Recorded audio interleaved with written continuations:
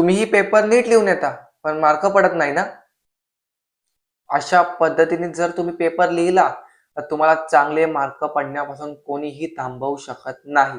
तर नमस्कार मित्रांनो, स्वागत आहे तुमचं आपल्या YouTube चॅनलमध्ये. माझं नाव आहे जय आणि आज मी तुम्हाला सांगणार आहे, की अशा कोणत्या गोष्टी आहेत, ज्या आपण पेपर लिहिताना लक्षात ठेवल्या पाहिजेत. तर आज मी तुम्हाला आजच्या व्हिडिओमध्ये अशा 5 गोष्टी सांगणार आहेत, ज्या तुम्हाला पेपर लिहिताना लक्षात ठेवायच्या आहेत आणि त्याच्या पद्धतीने तुम्हाला पेपर लिहायचे. मग तुम्हाला चांगले मार्क नक्की पडतील. तर कोणत्या आहेत त्या 5 गोष्टी?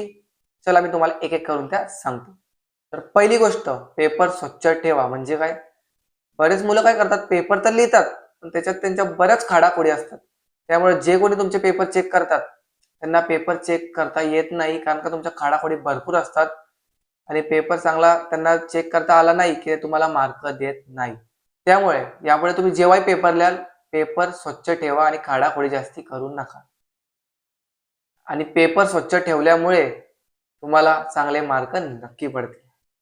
त्यामुळे जेव्हाही तुम्ही आता पेपर लिहाल, तेव्हा जास्ती खाडाखोडी करू नका व पेपर स्वच्छ ठेवा. दुसरी गोष्ट, महत्त्वाचे शब्द अंडरलाईन करा. म्हणजे काय? म्हणजे तुम्ही ज्याही प्रश्नाचं उत्तर लिहाल, त्या उत्तरामध्ये असे काही शब्द असतात ज्यांच्यावर पूर्ण उत्तर अवलंबून असतं. तर त्या शब्दाला तुम्हाला काय करायचंय? अंडरलाईन करायचे. त्याने काय होईल? जे तुमचे पेपर चेक करतील, ते पूर्ण तुमचा पेपर वाचणार नाहीत. तुमचे ते ते फक्त तुमचे अंडरलाईन केलेले शब्द बघतील.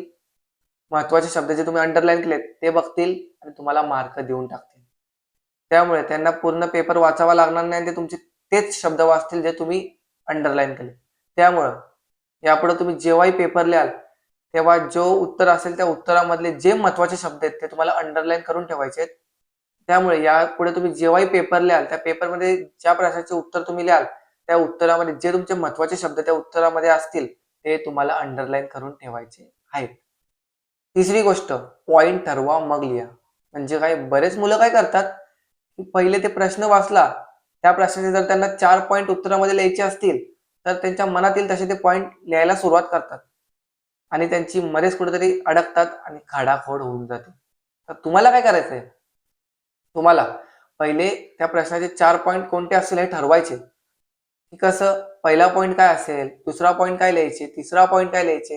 हे जेव्हा तुम्ही ठरवाल, तेव्हा तुम्ही जेव्हा उत्तर लिहाल, तेव्हा तुम्हाला उत्तर लिहिताना तुम्ही अडकणार नाही आणि खाडाखोड होणार नाही आणि पेपर तुमचा एकदम सुंदर दिसेल.